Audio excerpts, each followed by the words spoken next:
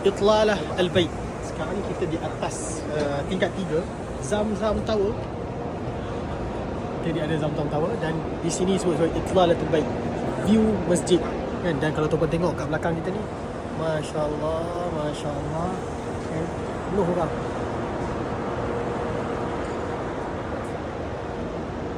Jadi tuan yang datang ke Mekah, jemput datang ke sini, boleh masuk sini lepak-lepak, minum chai, 10 rial, 20 rial, mahal sikit sebab dia ada view yang sangat-sangat menarik dan best. Dan tuan alhamdulillah hari ni bersama kita dengan tim pembaru umrah. Ada Datuk Zulkifli Al-Baghdadi, tuan guru kita, ada Haji Syafiq, ada USN, ada Ustaz Ashraf, ada Ustaz Syarul, ada Datuk Sri. Jadi saya duduk tuan-puan. So tuan-puan yang datang ke Mekah, Itlalah Al-Bait ini tuan-puan kena datang.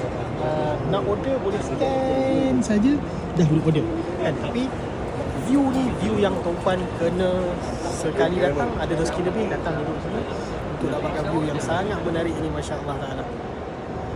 Moga-moga Allah murahkan rezeki tuan-puan untuk sampai ke bumi Makkah Al-Mukarramah dan melihat view yang sebegitu cantik dan rezeki tuan-puan sama ada haji ataupun umrah, tuan-puan datang insya-Allah taala. Moga-moga Allah murahkan rezeki semua kita insya-Allah taala. Ingat umrah yang kami di Mursyid Al-Haram Al-Jami Tuas. Amin amin ya rabbal alamin. Moga Allah murahkan rezeki tuan-puan semuanya insya-Allah taala.